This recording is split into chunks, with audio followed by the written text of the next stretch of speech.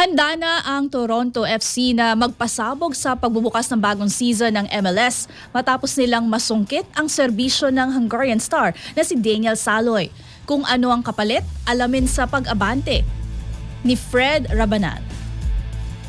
Zeus, Sheila, tinatapos na ng Toronto FC ang kasunduan upang makuha ang Hungarian winger na si Daniel Saloy mula sa Sporting Kansas City ayon sa ulat ng The Athletic nitong Biyernes. Bilang kapalit, makakatanggap ang Sporting KC ng $300,000 na general allocation money at karagdagang $700,000 na add-ons.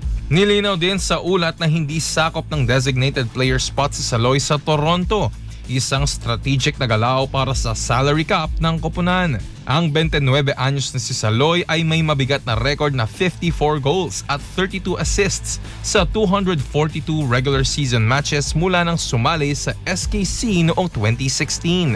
Naging MLS All-Star din siya noong 2021 at tumulong sa pagsungkit ng koponan ng US Open Cup noong 2017. Nitong nakaraang season, nagrehistro siya ng 7 goals at 4 na assists sa 33 laro.